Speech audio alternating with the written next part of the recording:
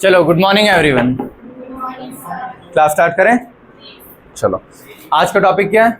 Electron affinity या फिर electron gain enthalpy.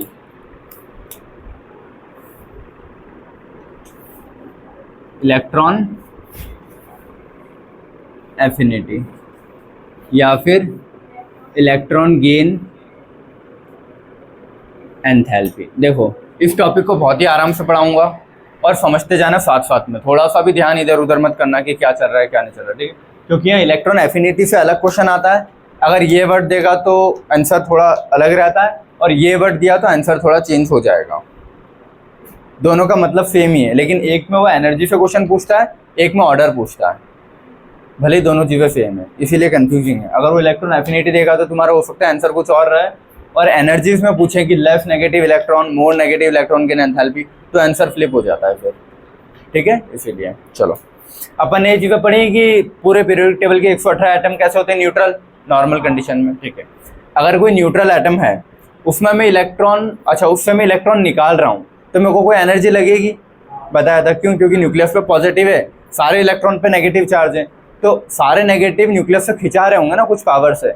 तो अगर मुझे ये इनका जो अट्रैक्शन पावर है न्यूक्लियस के साथ, इससे इसको दूर करना है तो कुछ पावर देनी पड़ेगी। तो इस इलेक्ट्रॉन को मुझे इस न्यूक्लियस से दूर करने के लिए जो एनर्जी लगती है उसको क्या बोलते हैं? Ionisation energy. हाँ, आयनाइजेशन एनर्जी बोलते हैं उस चीज़ को, ठीक है? अब मैं बोल रहा हूँ कि मेरे को इसमें इलेक्ट्रॉन ऐड करना है। जैसे मैंने पढ़ा था आयनाइजेशन एनर्जी, तो वर्ड आयन का मतलब कैटायन भी हो सकता है, एनायन भी हो सकता है, लेकिन बुक ने उसको सिर्फ कैटायन से रिप्रेजेंट कर रखा है। एनायन के लिए उसने अलग टर्म दे दिया है, ठीक है? और ये अलग टर्म क्यों दिया है? क्योंकि दोनों में जो एनर्जी, एक में एनर्जी लगती है और एक में एनर्जी निकलती है, तो इसीलिए उसको मतलब कैटेगरी वाइज बांटना पड़ा। तो जब भी मैं नॉर्मल से कैटायन बनाऊंगा, क्या कर रहा हूँ? न्यूट्रल वाले से क्या बना रहा हूँ? कैटायन। मतलब क्या, मैंने इलेक्ट्रॉन रिमूव किया ना, तो इस चीज को क्या बोल देता है? Ionisation energy. और इसमें एनर्जी लगती है ना मेरे को उस इलेक्ट्रॉन को निकालने में, आता है समझ में? ठीक है कि सेंटर में प्लस चार्ज है, फिर इस पे अगर ये इलेक्ट्रॉन घूम रहा होगा तो ये इलेक्ट्रॉन खिंचाता है ना, तो अगर मेरे को यहाँ से इलेक्ट्रॉन को रिमूव करना है तो आयनाइजेशन एनर्जी देनी पड़ेगी तभी रिमूव होगा। समझ में आए? तो एनर्जी लग रही है मतलब क्या है? एंडोथर्मिक प्रोसेस है, ठीक है? डेल एच क्या होगा इसका? पॉजिटिव। डेल एच क्या होगा? पॉजिटिव और एंडोथर्मिक प्रोसेस है, ठीक है? चलो अगला सेकंड पॉइंट। ये चीजें यहाँ कुछ क्लियर कर रहा हूँ ताकि इसके बाद वाला टॉपिक भी कनेक्ट कर दूंगा, ठीक है? अगर कोई neutral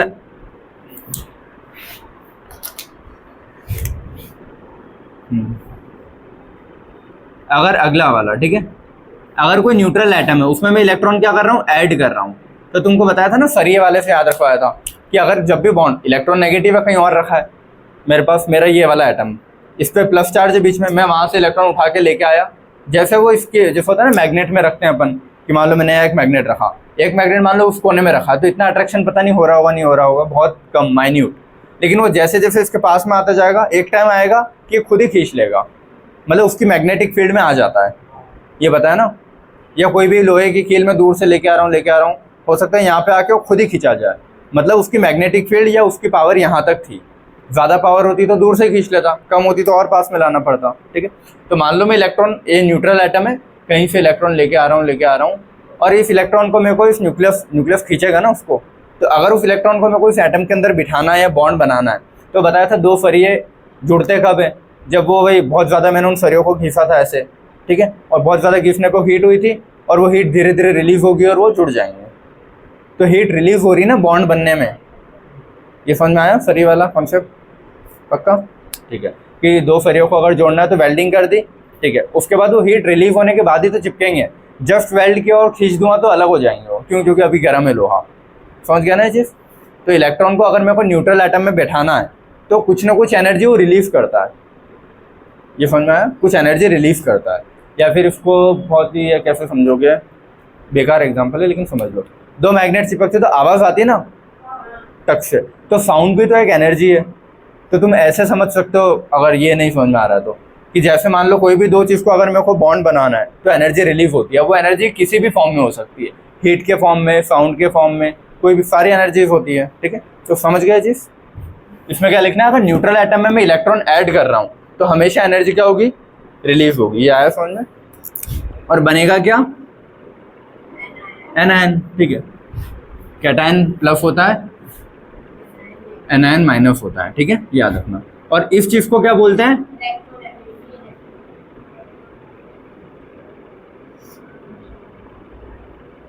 electron gain enthalpy. Enthalpy मतलब एनर्जी। तो इलेक्ट्रॉन को गेन करने में जो एनर्जी रिलीज हो रही है उसको बोलते हैं, इलेक्ट्रॉन को गेन करने में जो एंथैल्पी रिलीज हुई, इलेक्ट्रॉन गेन एंथैल्पी। आया समझ में, पक्का, ठीक है। अब इलेक्ट्रॉन एफिनिटी का मतलब क्या है, एफिनिटी देखो वर्ड है ना, अट्रैक्शन, इलेक्ट्रॉन अट्रैक्शन बोल सकते हो उसको, इलेक्ट्रॉन एफिनिटी, ठीक है। देखो दो वर्ड्स हैं यहाँ पे, तीसरा वर्ड क्लियर करना होगा। एफिनिटी का मतलब है इलेक्ट्रॉन को खींचना भी है और उसको बॉन्ड बनवा के वहां रखना भी है, समझ में आया। देखो दो वर्ड्स आते हैं, तीसरा वर्ड में डाल रहा हूं, इलेक्ट्रोनेगेटिविटी होता है। तो इलेक्ट्रोनेगेटिविटी का मतलब क्या होता है, इलेक्ट्रॉन अट्रैक्ट करना, ठीक है। ये क्या, इलेक्ट्रॉन अट्रैक्ट करना। ये क्या, इलेक्ट्रॉन को एफिनिटी। तो दो वर्ड्स है अपने पास, इलेक्ट्रॉन एफिनिटी, इलेक्ट्रॉन नेगेटिविटी। इन दोनों में फर्क क्या, दोनों ही इलेक्ट्रॉन खींच रहे हैं, ठीक है। अब ये न्यूट्रल एटम में इलेक्ट्रॉन आया, अगर ये उसको देखो यहाँ से खींचने की पावर रख रहा है, सिर्फ खींचने की पावर बोला है, मैंने ये नहीं बोला कि यहाँ आके बैठ गया है, ये बॉन्ड बन गया है, ऐसा कुछ नहीं बोला। खींचने की पावर रख रहा है तो क्या बोलूँगा, इलेक्ट्रॉन नेगेटिविटी। लेकिन अगर खींचने की पावर के साथ साथ उसने उस इलेक्ट्रॉन को अपने कोई शेल, ऑर्बिट, सबशेल में रख लिया तो उसको बोलूँगा इलेक्ट्रॉन एफिनिटी। एफिनिटी मतलब इसने घर प्रोवाइड कर दिया रहने के लिए, और नेगेटिविटी मतलब सिर्फ अट्रैक्ट कर रहा है। तो फ्लोरीन जो बोलते हैं ना हाईएस्ट इलेक्ट्रॉन नेगेटिव एलिमेंट है, तो खींचने की कैपेसिटी सबसे रखता है इलेक्ट्रॉन को, लेकिन उसके पास इतनी जगह नहीं है कि वो सारे इलेक्ट्रॉन को अपने पास रख ले, क्योंकि एक डब्बे में एक ही डब्बा खाली है उसके पास, उसमें भी एक सिंगल इलेक्ट्रॉन के लिए। इसीलिए बोलते हैं क्लोरीन की इलेक्ट्रॉन एफिनिटी ज़्यादा होती है फ्लोरीन से, क्योंकि क्लोरीन के पास डी आ जाता है, क्लोरीन थर्ड में आता है तो 3D खाली होता है ना उसके पास, तो वो भरता है। ये अभी धीरे धीरे सीख जाओगे। तो ये तीन टर्म्स कंफ्यूजिंग हैं। पहला टर्म क्या है अपना, ये न्यूट्रल वाला, इसको क्या बोला,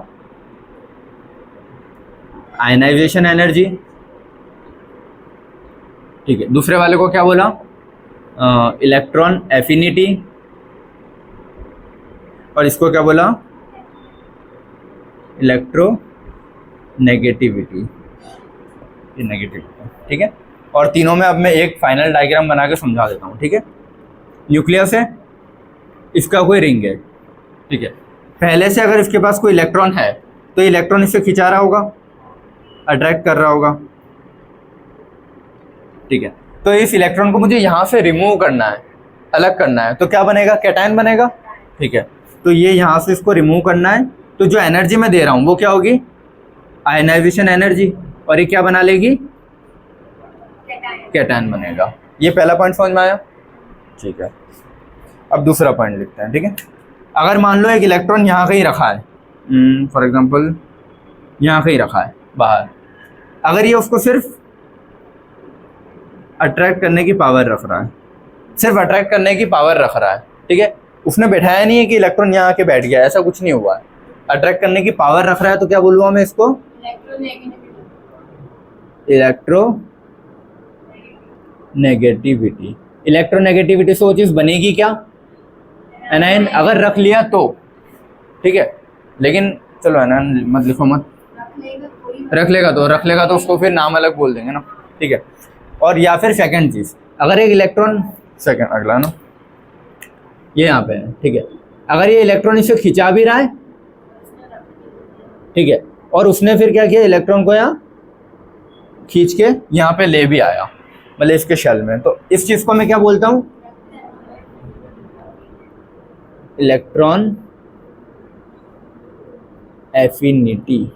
ये वर्ड सुना इंग्लिश का, विसिनिटी, विसिनिटी, विसिनिटी मतलब आसपास, विसिनल कार्बन सुने होंगे, है ना। विसिनल मतलब जस्ट बाजू बाजू वाले कार्बन पे कुछ भी लगा हो तो उसको बोलते हैं विसिनल डाई, कुछ उधर ऑर्गेनिक होता है, विसिनल डाई हैलाइड या जो कुछ है। तो विसिनल मतलब मेरे एरिया में, मेरे आसपास, तो उस चीज़ को बोलते हैं विसिनिटी, ठीक है। तो इसको कैसे याद रखोगे, एफिनिटी वर्ड समझ में आया, उससे लिंक थोड़ा विसिनिटी अगर लिंक करना चाहोगे तो ये तीन चीज़ें समझ में आया। और इससे क्या बनेगा, जब इलेक्ट्रॉन यहाँ आ जाएगा पूरा तो फाइनली एन आयन, ठीक है। अब ये एनर्जी लग रही है ना इसमें, इसको रिमूव करने में, तो ये कौन सी प्रोसेस होगी, एंडोथर्मिक, ठीक है। एंडोथर्मिक मतलब डेल एच पॉजिटिव, एनर्जी लग रही है ना, पॉजिटिव देनी पड़ रही है एनर्जी, तब जाके वो बॉन्ड टूटेगा। इलेक्ट्रॉन एफिनिटी में क्या हो रहा है, बॉन्ड बनते टाइम हमेशा बताया कि जब भी दो फेरों को ऐसे जोड़ोगे तो हीट रिलीज होती है ना, फिर तभी वो जुड़ पाएंगे। तो इससे क्या याद रखो, जैसे इलेक्ट्रॉन का इससे बॉन्ड बनेगा हीट कुछ रिलीज होती है, तो इस ये क्या होगा, एक्सोथर्मिक, डेल एच नेगेटिव। अब इसमें एक ट्विस्ट ये आता है, ठीक है, इस वाले में इलेक्ट्रॉन एफिनिटी में, कि पहला इलेक्ट्रॉन जब मैंने रखा, मान लो ये न्यूट्रल था, न्यूट्रल में मैं एक इलेक्ट्रॉन इसने खींचा और रख भी लिया अपने पास, पहली इलेक्ट्रॉन एफिनिटी आई। अब ये क्या बन गया, एनायन, ठीक है। अब ये एनायन जो है मतलब इसके पास नेगेटिव चार्ज पहले से, अब मैं बोल रहा हूँ कि ये दूसरे इलेक्ट्रॉन को भी खींच रहा है, तो दूसरे इलेक्ट्रॉन को खींच रहा है, तो पहला ये खुद ही एनायन है ना अभी, तो एनायन उसको रिपेल भी तो मार रहा होगा, आया समझ में। तो अगर मान लो, सबको आ रहा है समझ में, न्यूट्रल था पहले इलेक्ट्रॉन को खींचा, ठीक है, खींच लिया और रख लिया अपने पास, तो इसने एनर्जी कुछ रिलीज की, तो क्या एक्सोथर्मिक हो गया, ठीक है। अब ये क्या बन गया, एनायन माइनस चार्ज वाला, ठीक है। इसको बनाते भी जाता हूँ यहाँ पे, ठीक है, यहाँ बना देता हूँ कि पहले न्यूट्रल था, ठीक है, न्यूट्रल से उसने एक इलेक्ट्रॉन अट्रैक्ट किया, तो क्या बन गया, एनायन, ये ऐसा था। अभी ये एनायन बन गया, ठीक है, इलेक्ट्रॉन इसके पास पहले से है, ये क्लियर हुआ। न्यूट्रल से क्या बना, एनायन। अब मैं बोल रहा हूँ कि एनायन वापस से खींच रहा है इलेक्ट्रॉन दूसरा वाला, तो मान लो अगर ये इस पे पहले से नेगेटिव चार्ज है और ये दूसरे इलेक्ट्रॉन को खींचने की कोशिश कर रहा है, तो वो इलेक्ट्रॉन आके इससे रिपेल नहीं करेगा क्या, करेगा ना, ये खुद भी नेगेटिव है, जो आ रहा है वो भी नेगेटिव है, तो रिपेल करेगा। लेकिन मेरे को बोलना है नहीं, मेरे को तो बॉन्ड बनवाना ही है इसका, तो अगर मैं बोल रहा हूँ बॉन्ड बनवाना ही है, तो मेरे को ज़बरदस्ती उसको बिठाना पड़ेगा ना, कितनी बैठ क्यों यहाँ पे, तो मेरे को एनर्जी देनी पड़ रही है ना उसको ज़बरदस्ती बिठाने में। तो सेकेंड इलेक्ट्रॉन के लिए electron affinity, electron gain enthalpy क्या हो जाएगी, पॉजिटिव, पहले के लिए नेगेटिव, एनर्जी निकल रही थी, आया समझ में। पहला इलेक्ट्रॉन आएगा, बॉन्ड बनाया, तो वो खुद ही आ रहा है आराम से, कोई दिक्कत नहीं, और एनर्जी निकल रही है, तो क्या हुआ, एक्सोथर्मिक, ठीक है। आ जाओ बताओ, ठीक है। और सेकंड जो इलेक्ट्रॉन है वो आएगा, तो उसको बैठाने के लिए पहले मेरे को बहुत ज़्यादा एनर्जी देनी पड़ेगी, फिर जब बॉन्ड बनेगा तो कुछ एनर्जी रिलीज हो रही है, ठीक है। लेकिन जो एनर्जी रिलीज हो रही है वो कम है कंपैरेटिव जितना मुझे उसको बिठाने में लग रही है, नहीं आया,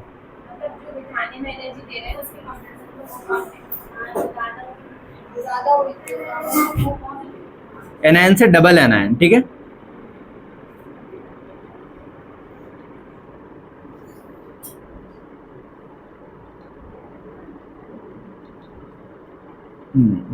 तो पहले इलेक्ट्रॉन को जब मैंने यहाँ बिठाया था तो एनर्जी रिलीव हुई थी, ये आया, इतना आया सबको समझ में। फिर जब दूसरे इलेक्ट्रॉन को लेके आ रहा हूँ तो दूसरा इलेक्ट्रॉन इस इलेक्ट्रॉन से रिपेल करेगा ना, लेकिन मेरे को फिर भी अगर इसको एक और मतलब इलेक्ट्रॉन देना है तो मैं ज़बरदस्ती इसको पकड़ के बिठा दूंगा यहाँ पे। तो ज़बरदस्ती अगर मैंने किसी को ऐसे होल्ड करके रखा, जैसे मैग्नेट है, नॉर्थ पोल को तुम नहीं रख पाओगे जब तक, जैसे मैं मतलब हाथ से अगर मैग्नेट लाऊं, नॉर्थ पोल यहाँ रखूँ, जब तक मैंने पकड़ा है तब तक ही रहेगा, छोड़ा तो दूर फेंक देगा, समझ गए। तो अगर मेरे को ये इलेक्ट्रॉन और इलेक्ट्रॉन को साथ में बिठाना है तो अलग से एनर्जी देनी पड़ेगी ना, तभी जाके बैठ पाएगा वो। तो पहली चीज़ तो ये कि जो अलग से एनर्जी दे रहा हूँ ये ज़्यादा है, तो अलग से एनर्जी देना मतलब एंडोथर्मिक हो गया, ठीक है। अब बैठने के बाद बॉन्ड बना तो एनर्जी रिलीज हुई है, मना नहीं कर रहा हूँ, लेकिन वो उतनी नहीं है जितनी मेरे को बैठाने में लग रही है। तो फाइनली पूछोगे तो एंडोथर्मिक ज़्यादा है कंपेयर टू एक्सोथर्मिक, ठीक है। तो पहली जो एनर्जी होती है इलेक्ट्रॉन गेन एंथैल्पी की, वो कैसे होगी, रिलीज होगी, लेकिन दूसरा इलेक्ट्रॉन बिठाने में एनर्जी लगती है, क्लियर हुआ है, ठीक है। तो ये एनायन जब बना पहला वाला, इसमें क्या होगा, एक्सोथर्मिक, डेल एच नेगेटिव, आया समझ में। फिर सेकेंड इलेक्ट्रॉन जब लेके आ रहा हूँ तो उस इलेक्ट्रॉन को बिठाने के लिए मेरे को एनर्जी देनी पड़ेगी पहले, तो ये क्या हो जाएगा, एनर्जी देनी पड़ी मतलब एंडोथर्मिक, डेल एच पॉजिटिव। तो हमेशा याद रखना second electron gain enthalpy, second electron gain enthalpy जो होती है ऑलवेज पॉजिटिव। और ये क्या है, फर्स्ट इलेक्ट्रॉन गेन एंथैल्पी। ये नॉर्मली इसको लिखूंगा कहाँ मैं, यहाँ लिख देता हूँ, ठीक है। नॉर्मली कैसी होगी, नेगेटिव, कुछ एक्सेप्शन है, फुल और हाफ फिल्ड, इनके लिए होगी पॉजिटिव। फॉर एग्जांपल नियॉन है, ठीक है, नियॉन न्यूट्रल है अभी, नियॉन में मैं बोल रहा हूँ पहले इलेक्ट्रॉन आना है, तो नियॉन नहीं चाहता ना इलेक्ट्रॉन आए, पहले से स्टेबल है, लेकिन फिर भी मैं बोल रहा हूँ कि नहीं वो इलेक्ट्रॉन मेरे को नियॉन में बिठाना ही है, तो नियॉन नहीं चाहता, ये मना करेगा। लेकिन अगर मेरे को बिठाना है इलेक्ट्रॉन तो मेरे को अलग से एनर्जी उसको पकड़ के लेके आना पड़ेगा बैट, तो अलग से एनर्जी देनी पड़ रही ना। तो फुलफिल्ड वाला वो इलेक्ट्रॉन लेके फिर अनस्टेबल हो जाएगा, इसीलिए नियॉन नहीं चाह रहा था बेचारा। आया समझ में? तो अगर कोई फुलफिल्ड वाले में मेरे को पहला भी इलेक्ट्रॉन बिठाना है तो एनर्जी पॉजिटिव होगी। हाफ फील्ड अगर कोई है, जैसे नाइट्रोजन में हाफ फील्ड होता है, पी के आधे भरे होते हैं, P3 होता है वो, तो नाइट्रोजन अगर हाफ फील्ड है तो उसमें भी अगर मेरे को इलेक्ट्रॉन बिठाना है तो पहले से स्टेबल है ना, एक और इलेक्ट्रॉन लेके अनस्टेबल क्यों बनेगा वो फालतू में। आया समझ में? पक्का? ठीक है। तो उसको भी अगर मेरे को इसमें बिठाना है तो मेरे को एनर्जी देनी पड़ेगी। तो पहली आयनाइजेशन नॉर्मली क्या होती है, नेगेटिव, एक्सेप्ट अगर फुल या हाफ फील्ड है तो पॉजिटिव होगी, इतना आया फिर हमने। लेकिन सेकंड हमेशा पॉजिटिव होगी। मान लो ये फुल फील्ड है, इसका पहला भी पॉजिटिव था और दूसरा इलेक्ट्रॉन बिठाना होगा तो वो तो और ज़्यादा पॉजिटिव लगेगा। तो फुल फील्ड हाफ फील्ड के सारे पॉजिटिव होंगे, पहली और दूसरी सब। लेकिन नॉर्मल अगर कोई एटम होता है तो उसकी पहली आयनाइजेशन कैसी हो, पहले इलेक्ट्रॉन कैसी हो, गेन एफिनिटी कैसी होगी, electron gain enthalpy negative, energy release होगी। लेकिन अब ये एनायन बन गया, अब अगर मेरे को इसको इलेक्ट्रॉन देना है तो कैसी होगी, पॉजिटिव, ठीक है। या फिर इसको सोचो, मैग्नोफनी का सी कार्बन था अपना, ठीक है। अगर कार्बन है, कार्बन ने पहले इलेक्ट्रॉन लेके कहाँ पे आ गया, वो नाइट्रोजन पे, हाफ फील्ड अब हो गया। अब दूसरा इलेक्ट्रॉन लाऊंगा तो नॉर्मली भी अगर बात करता हूँ तो दूसरी पॉजिटिव होती है और अभी हाफ फील्ड बन गया तो उसके लिए भी अगर मैं इलेक्ट्रॉन दूं तो भी पॉजिटिव होगी। समझ में आया? तो हाफ फील्ड फुल फील्ड के लिए हमेशा पॉजिटिव होगी, पहली हो चाहे दूसरी हो। और नॉर्मल एटम के लिए पहली नेगेटिव होगी, दूसरी पॉजिटिव होगी, फिर बाकी सारी पॉजिटिव होगी, दूसरा तीसरा चौथा कितने भी इलेक्ट्रॉन अगर मेरे को रखने हैं एक्स्ट्रा में तो हमेशा एनर्जी देनी पड़ेगी। तो first electron gain enthalpy negative होती है, सेकंड ऑलवेज पॉजिटिव, कोई एक्सेप्शन नहीं। लेकिन अगर हाफ फील्ड फुल फील्ड के लिए बोली तो फर्स्ट भी पॉजिटिव और बाकी सेकंड तो ऑलवेज पॉजिटिव है सबके लिए, सेकंड थर्ड फोर्थ। आया इतना समझ में कुछ? ये जीवन लिख लो, पक्का आया ना? ये तीन कंफ्यूजन नहीं होने चाहिए। इलेक्ट्रोनेगेटिविटी मतलब सिर्फ अट्रैक्ट करने की पावर रखना, एफिनिटी मतलब पावर के साथ साथ जगह भी होनी चाहिए उसके पास बिठाने के लिए, और आयनाइजेशन मतलब जो इलेक्ट्रॉन पहले से बैठा उसको धक्का देके बाहर करना। क्लियर हो गया? तो ये तीन वर्ड्स कंफ्यूजन क्रिएट ना करें, ठीक है। ठीक है, देखो मेटल्स रिएक्ट कैसे करते हैं, हमेशा इलेक्ट्रॉन देके, ठीक है। तो ऊपर से नीचे आने पे साइज बढ़ता है, पहले ग्रुप का बात कर रहा हूँ, सबसे ज़्यादा मेटल यही है स्ट्रॉन्ग वाले, ठीक है। तो ऊपर से नीचे अगर साइज बढ़ रहा है, ऐसा वो कर्व जा रहा है, ठीक है, तो नीचे वाले की साइज सबसे ज़्यादा बड़ी है, सबसे ज़्यादा रिंग है, तो इसका जो इलेक्ट्रॉन है वो आसानी से निकाल पाएगा ना मेटल, आयनाइजेशन कम लगेगी, है ना। तो सबसे ज़्यादा मेटल नीचे वाले होता है, वो रिएक्ट भी सबसे ज़्यादा करता है। तो मेटल की रिएक्टिविटी ऊपर से नीचे आने पे बढ़ती है, क्यों? क्योंकि इसका आयनाइजेशन कम लगेगा। लेकिन नॉन मेटल की बात करोगे तो उसमें साइज तो ऊपर से नीचे बढ़ रहा है, लेकिन नॉन मेटल रिएक्ट कैसे करते हैं, इलेक्ट्रॉन दे के थोड़ी करते हैं, इलेक्ट्रॉन लेके करते हैं। तो सबसे ज़्यादा इलेक्ट्रॉन कौन ले पाता है, फ्लोरीन। तो फ्लोरीन ने अगर सबसे ज़्यादा अच्छे से इलेक्ट्रॉन लिया, फिर उसके बाद कम, उसके बाद कम, उसके बाद, तो सबसे ज़्यादा इलेक्ट्रॉन लेने की कैपेसिटी फ्लोरीन की थी, और सबसे ज़्यादा नॉन मेटल भी वही है। तो नॉन मेटल की रिएक्टिविटी ऊपर से नीचे कम होगी। ये डबल एनायन जो लिखा है ना, इसका मतलब है पॉली नेगेटिव एनायन, इसी को बोलूँगा, ठीक है। डबल आयन मतलब एक से ज़्यादा नेगेटिव आ रहे हैं, पॉली नेगेटिव एनायन। इसका एग्जांपल लिखूँगा, एग्जांपल में क्या आएगा, O-2 N-3, समझ गया, ये पॉली नेगेटिव एनायन में आएगा। वर्ड्स पे चले जाना सीधा, इलेक्ट्रॉन एफिनिटी और इलेक्ट्रॉन गेन एंथैल्पी। बेटा तुमको समझना था ना, सुनते जाना वहीं से बैठ के, ठीक है। चलो हाँ, तो वर्ड्स क्या है, इलेक्ट्रॉन एफिनिटी और इलेक्ट्रॉन गेन एंथैल्पी। अब अपन ने ये चीज़ अभी तक बहुत बार देख ली कि ये मान लो कोई एक नॉर्मल एटम है, इससे अगर इलेक्ट्रॉन निकालना है तो ये इलेक्ट्रॉन और न्यूक्लियस के बीच में जो बॉन्ड है इसको तोड़ना पड़ेगा, मतलब एनर्जी दे रहा हूँ तोड़ने में, ठीक है। इसको क्या बोलते हैं, आयनाइजेशन। अगर मेरे को बाहर से कोई इलेक्ट्रॉन लेके आना है और इसके साथ मतलब इसके रिंग में उस इलेक्ट्रॉन को बिठाना है, तो पहले तो इस इलेक्ट्रॉन मतलब इस एटम की कैपेसिटी होनी चाहिए कि उस इलेक्ट्रॉन को खींच पाए। उस कैपेसिटी को बोलते हैं इलेक्ट्रोनेगेटिविटी, कि उस इलेक्ट्रॉन को खींच पाए। खींचने के बाद इसके पास जगह भी होनी चाहिए कि उस इलेक्ट्रॉन को बिठा ले। तो इलेक्ट्रॉन को बिठाएगा मतलब क्या, उस इलेक्ट्रॉन और न्यूक्लियस का बॉन्ड बनाना ना, बॉन्ड बनेगा तभी तो इलेक्ट्रॉन यहाँ इसमें रिंग में घूम पाएगा।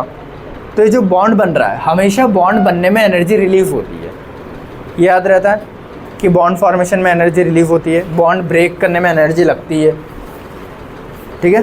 तो ये ऐसे याद रखवाया था कि दो सरी है, मान लो एक ये सरिया एक सरिया है, तो इन दो सरियों को अगर मेरे को जोड़ना है, ठीक है, तो जो भी देखो वेल्डिंग वाला प्रोसेस हटा दो, वेल्डिंग से अगर जोड़ दिया उसके बाद वो चीज़ जब तक ठंडी नहीं होगी तब तक जुड़ेगी नहीं ना। ठंडा होना मतलब इससे हीट रिलीज़ होना, तो हीट रिलीज़ होती है हमेशा बॉन्ड फॉर्मेशन में। या तो याद रखने का तरीका ये रखो, या फिर कॉन्सेप्ट ऐसा होता है कि कोई भी दो चीज़ तभी बॉन्ड बनाती है, तभी साथ में रहती है जब उसमें से एनर्जी रिलीज़ होती है। हायर एनर्जी के अगर दो मॉलिक्यूल है और इन दोनों हायर एनर्जी के मॉलिक्यूल्स को साथ में मतलब हायर एनर्जी के एटम्स को साथ में अगर मॉलिक्यूल बनाना है तो क्या होता है, वो अपनी एनर्जी कुछ रिलीज़ करते हैं। ये भी बॉन्ड फॉर्मेशन में एनर्जी क्या होती है, रिलीज होती है। इतना पहले भी लिखा था अपन ने, एक बार और लिख देते हैं, ठीक है। बॉन्ड ब्रेक, ये लास्ट वाला था। बॉन्ड ब्रेक में एनर्जी क्या होती है, यूटिलाइज,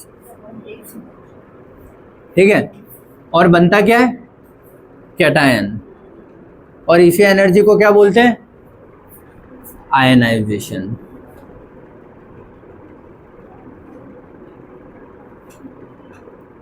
ठीक है। अब यही अगर मैं बोल रहा हूं कि बॉन्ड फॉर्मेशन करना है, तो बॉन्ड फॉर्मेशन में एनर्जी हमेशा क्या होती है, बॉन्ड फॉर्मेशन में एनर्जी रिलीव होती है ना, ठीक है। तो बॉन्ड फॉर्मेशन में एनर्जी रिलीव होगी और क्या बनेगा, बॉन्ड फॉर्मेशन मतलब इलेक्ट्रॉन आता है तो एनायन बनता है, ठीक है। और इसी चीज को क्या बोलते हैं, electron gain enthalpy. Words clear हुए, इलेक्ट्रॉन गेन एंथैल्पी और दोनों में फ़र्क क्या है, पक्का सभी को, ठीक है। और एक और होता है कि इलेक्ट्रॉन को खींचना, बस तो खींचने की पावर रखना, उसको क्या बोलते हैं, इलेक्ट्रोनेगेटिविटी।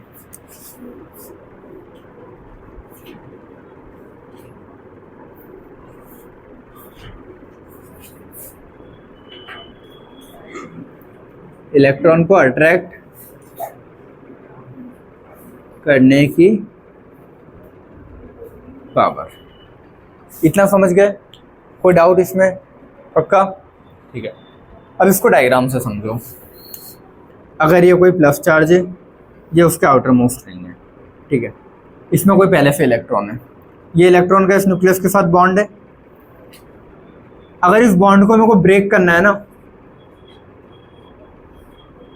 तो इलेक्ट्रॉन यहाँ से फ्री हो जाएगा, उधर चले जाएगा। तो ये वाला डायग्राम किसका है, आयनाइज हो रहा है ना।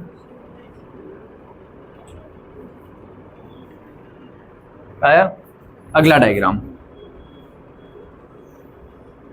मान लो एक इलेक्ट्रॉन कोई दूर रखा है, वो वहां से यहां आ रहा है और बैठा है, तो अब ये बॉन्ड बनेगा ना इनमें, ठीक है। और हमेशा बॉन्ड जैसे जब ये बनाएगा और ये बनाएगा, तो बॉन्ड बनने में क्या होता है, हमेशा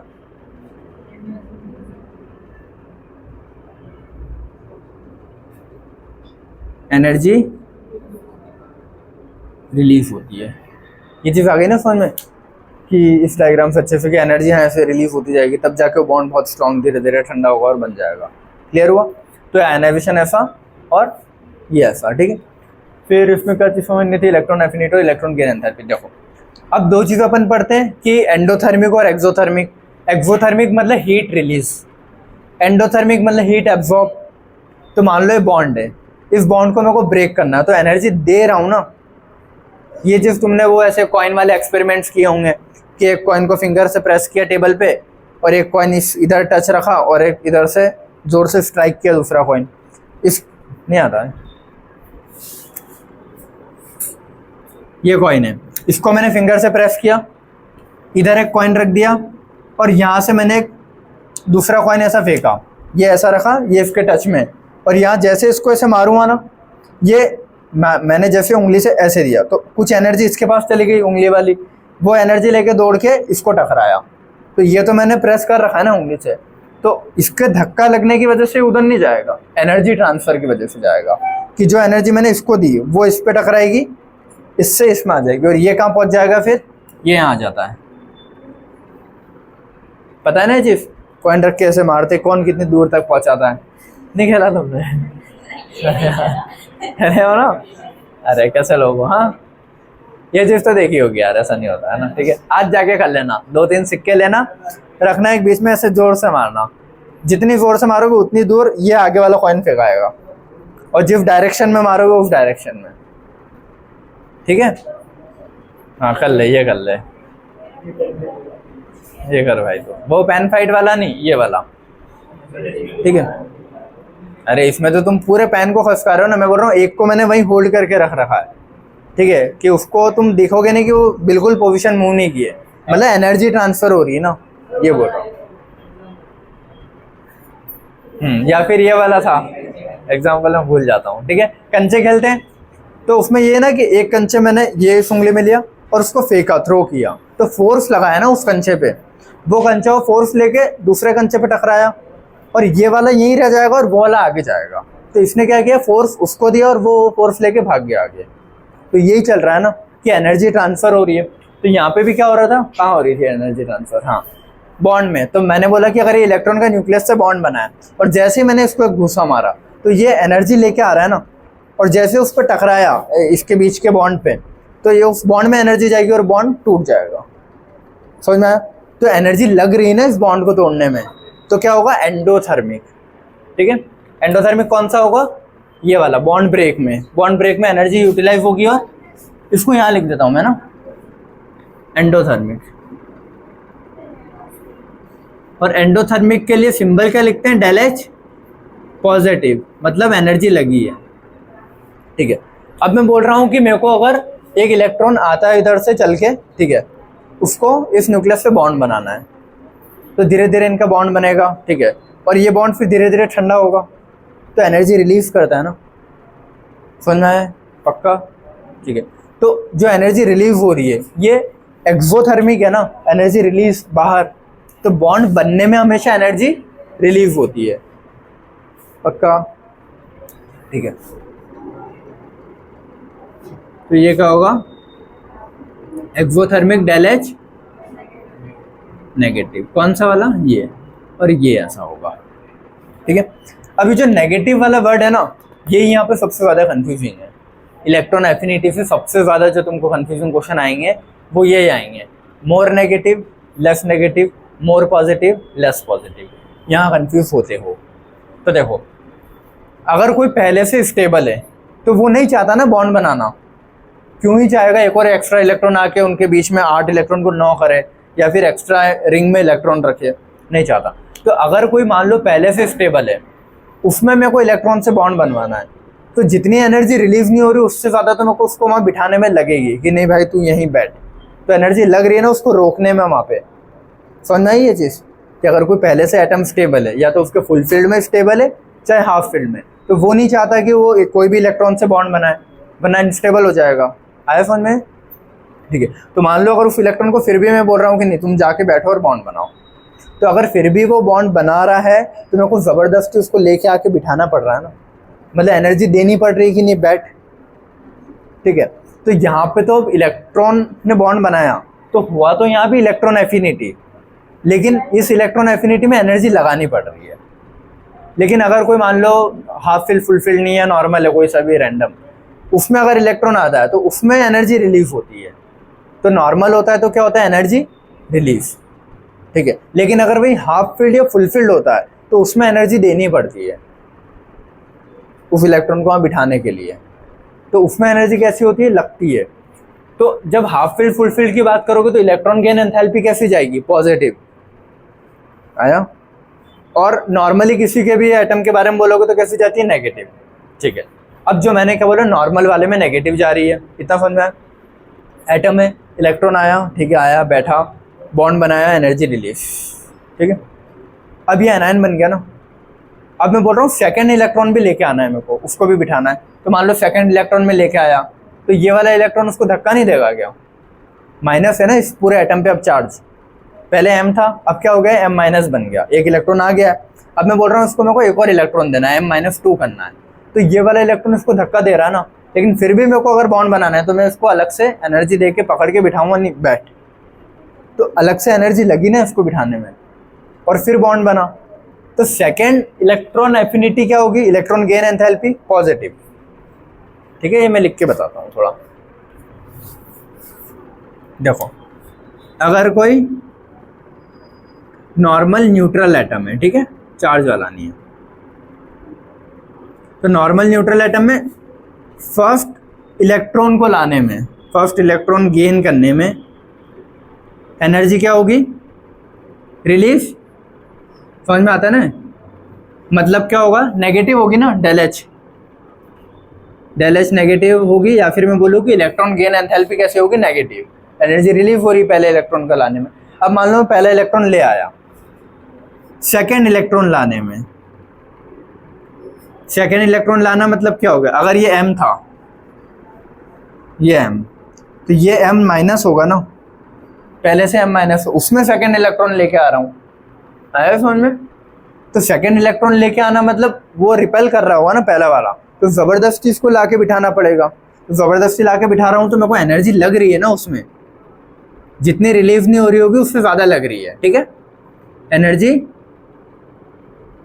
यूटिलाइज किस चीज़ में, टू अवॉइड या टू ओवरकम, बेस्ट है, to overcome the repulsion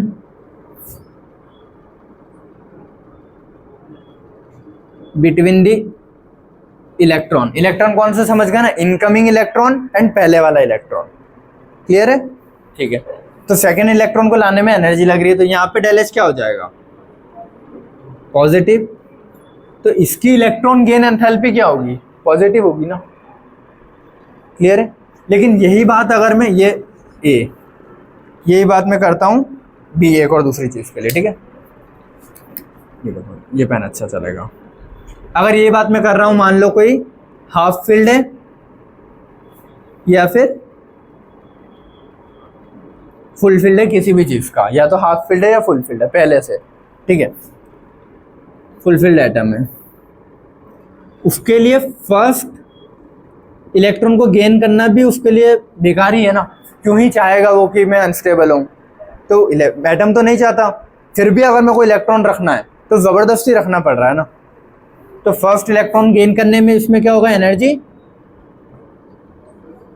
utilise होगी। तो डेल एच क्या होगा, पॉजिटिव।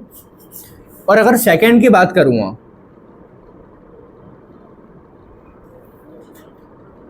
तो अब ये भी m माइनस हो गया ना।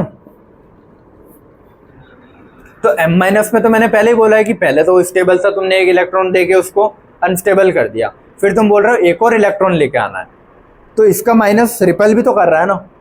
पहले ही बोल रहा है कि तुमने एक तो अनस्टेबल कर दिया, फिर वो इलेक्ट्रॉन रिपल भी करेगा, तो और ज़्यादा एनर्जी देके मेरे को उसको बिठाना अगर ज़बरदस्ती है तो एनर्जी लगी रही है ना बिठाने में। तो सेकेंड इलेक्ट्रॉन गेन करने में भी एनर्जी का क्या होगा, यूटिलाइज। तो डेल एच क्या होगा, पॉजिटिव। ये समझ में आया इतना, ये दो चीज़ बहुत इंपॉर्टेंट थी, ठीक है। इसको कंक्लूड करता हूँ फाइनल वाला, ठीक है। बेटा क्या कर रहे हो,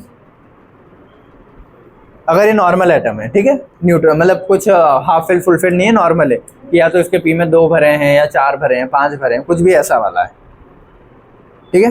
तो अगर इसमें कोई एक इलेक्ट्रॉन लेके आके बिठाना है, तो इलेक्ट्रॉन न्यूक्लियस से जो बॉन्ड बनाएगा उससे एनर्जी रिलीज होगी।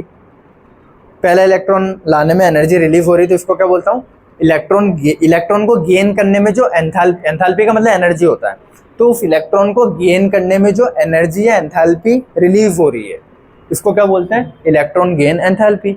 या फर्स्ट इलेक्ट्रॉन है तो फर्स्ट इलेक्ट्रॉन गेन एंथैल्पी कैसी होती है, नेगेटिव, नॉर्मल एटम के लिए। अब ये क्या हो गया, एनायन बन गया। अब इसी में मेरे को एक और इलेक्ट्रॉन लाना है, दूसरा इलेक्ट्रॉन लेके आया, ठीक है, दूसरा इलेक्ट्रॉन लेके आया और बिठाया। तो दूसरा इलेक्ट्रॉन, ये इलेक्ट्रॉन उसको रिपल कर रहा होगा ना जो अभी आया था, समझ में आया। फिर भी अगर मेरे को इलेक्ट्रॉन को यहाँ बिठाना है तो वापस बॉन्ड बनेगा, उस बॉन्ड में एनर्जी रिलीज हो रही है, लेकिन वो रिलीज से ज़्यादा तो मेरे को उसको बिठाने में लग रही है, तो ओवरऑल फाइनली तो ज़्यादा लग रही है ना। ये आया समझ में, ठीक है। तो सेकंड इलेक्ट्रॉन रिपल ना करे इसीलिए मेरे को उसको बहुत एनर्जी देके बिठाना पड़ रहा है बॉन्ड बनाने के लिए। तो सेकंड इलेक्ट्रॉन गेन एंथैल्पी कैसी होगी, नेगेटिव,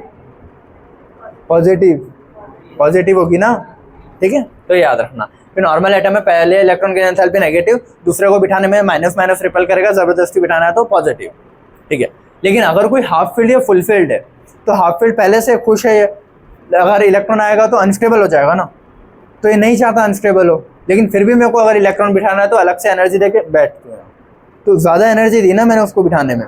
तो इस हाफ फील्ड या फुल फील्ड में पहली भी पॉजिटिव है और दूसरी तो पक्का पॉजिटिव होगी सही। तो सेकंड इलेक्ट्रॉन एफिनिटी या second electron gain enthalpy always positive, पहली नहीं, पहली हो भी सकती है नहीं भी हो सकती है। किसके लिए होगी, हाफ या फुल फील्ड के लिए, और नॉर्मल वाले के लिए नेगेटिव होती है, ठीक है। अब इसमें एक चीज़ सुनो, कभी ये क्वेश्चन आता है कि मान लो एक इलेक्ट्रॉन लेने के बाद अगर वो स्टेबल हो गया, जैसे मान लो फ्लोरीन है, फ्लोरीन एक इलेक्ट्रॉन लेने के बाद स्टेबल हो जाता है, यही है ना। या फिर पहला ग्रुप का एलिमेंट है, पहले ग्रुप का कोई भी, उनमें एक ही होता है, एक इलेक्ट्रॉन लेके वो एस का फुलफिल कर लेंगे। तो अगर ये जो पहला वाला दूसरे पे और लास्ट सेकंड वाला लास्ट पे, ये एक इलेक्ट्रॉन लेने के बाद फुल हो रहे हैं, तो मान लो मैं फ्लोरीन का एग्जांपल ले रहा हूँ, ये फ्लोरीन में भी 7 इलेक्ट्रॉन थे, ठीक है। अब ये एक, इसमें अगर मेरे को पहले इलेक्ट्रॉन बिठाना है तो ये भी खुश कि नहीं आया, इलेक्ट्रॉन तो आना चाहिए, तो इलेक्ट्रॉन लेके आया, बॉन्ड बना, अच्छी खासी एनर्जी रिलीज हुई। तो पहली इलेक्ट्रॉन मतलब पहली इलेक्ट्रॉन गेन एंथैल्पी कैसे होगी, नेगेटिव, ठीक है। अब कैसा हो गया, स्टेबल हो गया ना, फुल फील्ड पे चले गया।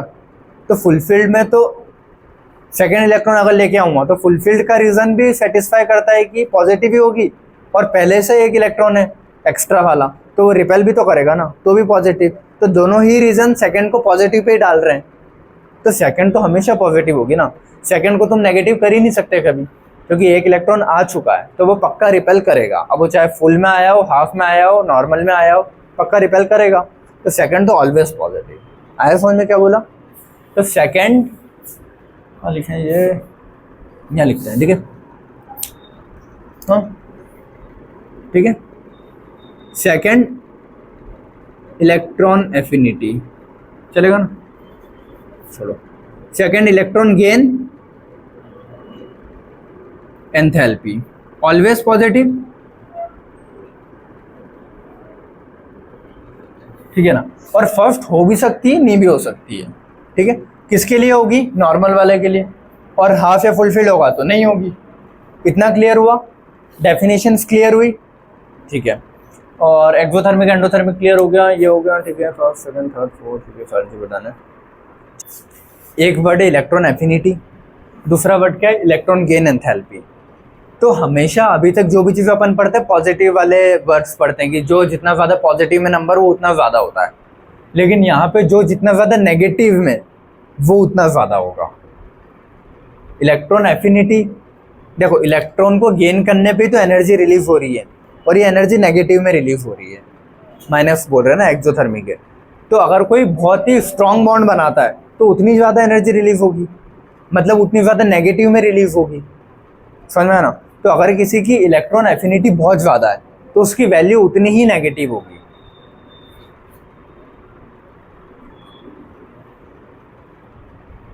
कई भैंस पानी है, इधर देख, अगर किसी की इलेक्ट्रॉन एफिनिटी बहुत ज़्यादा है, ये एक एटम है, 2 एटम है, एक ये रखा है एक ये रखा है, समझ गया नहीं, ऐसे देख, एक ये रखा है एक ये रखा है, ठीक है।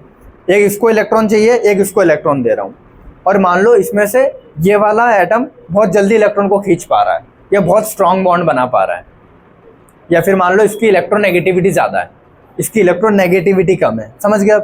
एक इलेक्ट्रॉन उस कोने पे रखा है, वहाँ पढ़ दे के वहाँ, अरे देखे मत, समझ गया, वहाँ रखा है। और एक ये एटम की पावर है खींचने की, एक इस एटम की पावर है कुछ खींचने की, आया समझ। तो दोनों में से अगर मैं बोल रहा हूँ ये इसकी पावर ज़्यादा है उस इलेक्ट्रॉन को खींचने की, इसकी ज़्यादा है, इस ऊपर रख दिया, ठीक है। इसकी पावर ज़्यादा इलेक्ट्रॉन को खींचने की, इसकी पावर कम है इलेक्ट्रॉन को खींचने की। अब वो इलेक्ट्रॉन को ये जल्दी खींच लेगा ना, तो जितनी जल्दी उसने इस इलेक्ट्रॉन को खींचा उतना स्ट्रॉन्ग बॉन्ड बनेगा, जितना स्ट्रॉन्ग बॉन्ड उतनी ज़्यादा एनर्जी रिलीज। और ये तो नहीं खींच पाएगा, धीरे धीरे धीरे धीरे आ रहा है ऐसा, वीक बॉन्ड बना तो कई कम एनर्जी रिलीज, कम एनर्जी रिलीज, ठीक है। तो जो जितना ज़्यादा इलेक्ट्रोनेगेटिव होगा वो उतना ही स्ट्रॉन्ग बॉन्ड बनाएगा। ये समझ में आता है ना, इलेक्ट्रोनेगेटिव मतलब इलेक्ट्रॉन को खींचना, तो उतना स्ट्रॉन्ग बॉन्ड बनेगा ना इलेक्ट्रॉन को खींचने पे, ठीक है। तो जितना स्ट्रॉन्ग बॉन्ड बनेगा उतनी ज़्यादा एनर्जी रिलीज होगी। आता है समझ में, ठीक है। और जितना कम स्ट्रॉन्ग या बोलो वीक बॉन्ड बनेगा उतनी कम एनर्जी रिलीज होगी। बॉन्ड नहीं बन रहा है तो एनर्जी रिलीज कैसे होगी? बॉन्ड बनने पे तो एनर्जी रिलीज हो रही थी, तो जितना स्ट्रॉन्ग बॉन्ड बनेगा उतनी ज़्यादा एनर्जी रिलीज, ठीक है। तो अगर किसी की इलेक्ट्रॉन एफिनिटी बहुत ज़्यादा है तो उसमें उतनी ज़्यादा नेगेटिव में वैल्यू रहेगी। तो ये वाली ही हेडिंग इकलौती ऐसी आती है जिसमें हायर वैल्यू नेगेटिव को माना जाता है। कि अगर बोल रहा हूँ किसी की इलेक्ट्रॉन गेन एंथैल्पी ज़्यादा है, तो ज़्यादा में क्या, माइनस में ज़्यादा है, ठीक है। माइनस की वैल्यू ज़्यादा है उसकी, मतलब एक है 250, एक है 300, एक -300, एक -250, तो -300 ज़्यादा रहेगी। ये इसको वो नंबरिंग में मत कर लेना कि -250 ज़्यादा होता है, वर्ड्स अलग है, सिंबल अलग है। 300 ही ज़्यादा है लेकिन वो -300 की रहेगी। इस साइड से लिख लो तुम लोग। ये डायग्राम बना लिया, ठीक है, बना लेना है, ठीक है। अब दिख रहा है ना, उधर का लिख रहे हो पहले, है ना, ठीक है। ये अगर बनाओ तो मुझे बता देना, मैं हट जाऊँगा, ठीक है। यहाँ तक आते ही है, वैसे भी उसमें मैं आ जाता हूँ ना, ठीक है। चलो इधर देखो, सुनो, मतलब लिखते जाओ, सुनते जाना बस। अगर मैं बोल रहा हूँ कि तुम लोगों ने सेल पढ़ा है, ठीक है, या फिर उसको ऐसे स्टार्ट करते हैं बहुत अच्छे से, ठीक है। चलो देखो, एक क्वेश्चन मैं खुद ही पूछ लेता हूँ तुम लोगों से कि जो अपन वर्ड यूज़ करते हैं ना, हाइड्रेशन, पानी पीना, पानी पी लो हाइड्रेट हो जाओगे, ऐसा, तो वो चीज़ सही है क्या कि आप नॉर्मली पानी पीने से हाइड्रेट होते हैं? देखो, अपनी बॉडी पूरी सेल से मिलके बनी है, इतना मेरे को पता है। तो मैं बोल रहा हूँ हाइड्रेशन वर्ड, ठीक है। तो अपनी पूरी बॉडी कहाँ से बनी है? 120 या 50 ट्रिलियन सेल से। पूरी बॉडी जब सेल से बनी है, सर से लेके पाँव तक, तो सेल में अपन ने स्ट्रक्चर पढ़ा है ना, सेल मेम्ब्रेन का। हाँ, कोई बात नहीं, चले जाओ, बाय बाय। चलो सुनो, हाँ, अपनी पूरी बॉडी सेल से मिलके बनी है तो सुन भाई अच्छा से, ठीक है, बैठ तो कोई दिक्कत नहीं है ना। तो सेल में अपन ने सेल मेम्ब्रेन का स्ट्रक्चर पढ़ा है, कहीं का बना होता है? कहीं की बनी होती cell membrane? Phospholipid. Human cell membrane phospholipid की बनी होती, मतलब लिपिड। लिपिड मतलब घी, एक बेस्ट भाषा में, मतलब एक सेल है, उसके ऊपर तुम मान लो सेल घी में लिपटा हुआ है। अब उस सेल के ऊपर घी से लिपटा हुआ है सेल, है ना, इसके ऊपर पानी ढोलते जाऊं, पानी जाएगा क्या अंदर? अच्छा, परमिएबिलिटी बोल रहे थे तुम? नहीं, मैं कुछ और समझा रहा हूँ, ठीक है। देखो कि ये एक सेल है, पूरी घी से लिपटी हुई है, इसके ऊपर मैं पानी ढोले जा रहा हूँ, बस पिए जा रहा हूँ, जाएगा क्या अंदर? सिर्फ टकरा के बस ऐसे इकट्ठा होता जाएगा इधर उधर, जहाँ जगह मिलेगी उसको, अंदर सेल के अंदर नहीं जा रहा ना। बॉडी में सही मायने में हाइड्रेशन क्या होता है? सेल के अंदर पानी जाना। ऐसे ही पड़ा रह जाएगा तो उसको हाइड्रेशन थोड़ी बोलूँगा, सेल के अंदर तक जाना चाहिए ना पानी। सेल के अंदर पानी कौन लेके जाता है? बहुत सारे आयन चैनल होते हैं सेल के ऊपर, बहुत सारे बोलते हैं ना, trans membrane protein, floating protein, और उसमें सोडियम पोटेशियम पंप चलता है।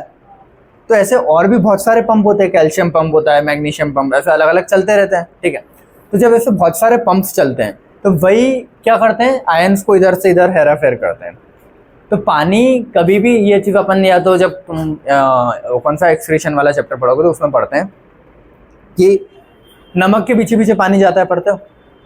जहाँ सॉल्ट जाएगा वहाँ वाटर जाएगा, ये कॉन्सेप्ट पढ़ा है कभी?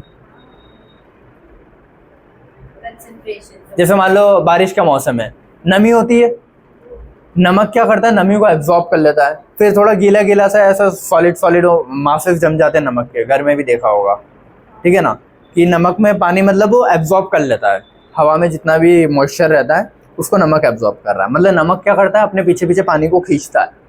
और नमक क्या है? NaCl है मोस्ट ऑफ द, या फिर बोलूँ आयन्स है, ठीक है। तो अगर नमक आयन्स है तो जहाँ नमक जाएगा वहाँ पानी भी जाएगा, पानी अकेला नहीं जा सकता, याद रखना कि पानी अकेला इधर से इधर नहीं जा पाएगा, ठीक है। क्योंकि कॉन्सेंट्रेशन भी देखोगे तो सेल के अंदर पानी की कॉन्सेंट्रेशन ज़्यादा ही होगी कंपेयर टू बाहर। कॉन्सेंट्रेशन मतलब गाढ़ापन, तो अगर सेल के अंदर जो साइटोप्लाज्म है वो नॉर्मल पानी से तो गाढ़ा ही है ना, तो फिर पानी अंदर क्यों जाएगा फालतू में, ठीक है। कॉन्सेंट्रेशन का अगर तुम बोल रहे हो ऐसा, वैसे उसको डाइल्यूट करने जाता है ऐसा, ठीक है, ये वो रहता है। लेकिन सिर्फ पानी कभी नहीं जाता, मैं ये बोल रहा हूँ, ठीक है।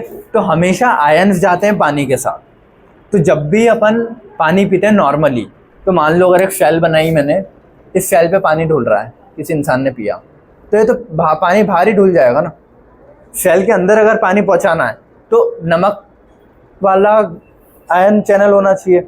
तो अगर नमक होगा तो नमक के साथ साथ ही पानी अंदर जाता है, गेट ओपन होते हैं, वो नमक इन गेट्स को ओपन करते हैं, नमक अंदर, तो उसके साथ साथ पानी भी पीछे पीछे फ्लो में अंदर जाता है। तो इसीलिए कभी भी जब तुम या तो बीमार पड़ो या कभी भी ऐसा रहता है ना, पानी या तो दिन भर में कम पीते हो, तो हमेशा पानी की बोतल में थोड़ा सा नमक, ये अपना वाइट वाला नहीं, या तो सेंधा नमक, हाँ वही होता है सेंधा नमक या काला नमक, जो भी तुमको मिल जाए बेटर, क्योंकि ये वाइट वाला सॉल्ट तो वो प्रोसेस्ड होता है, ओरिजिनल सॉल्ट तो वो होता है ना भाटा है पत्थर, और कौन सा, हाँ माउंटेन सॉल्ट जो अपना पिंक सॉल्ट आता है, तो वही अपना ओरिजिनल सॉल्ट होता है। ये जो अपने थैलियों में आता है वाइट वाला है, तो फैक्ट्री से प्रोसेस्ड आता है, तो प्रोसेस्ड वाला नहीं, समझ गए ना। तो इस चीज़ का याद रखना, माउंटेन सॉल्ट या पिंक सॉल्ट आता है, हिमालयन सॉल्ट बोलते हैं, ठीक है। 100-110 रुपये का आता है कुछ, नॉर्मल वाला अपने 20 रुपये में टाटा नमक की थैली आ जाती है, 20-22-25 रुपये में, और वो वाला 110-120 के आसपास आता है, ठीक है।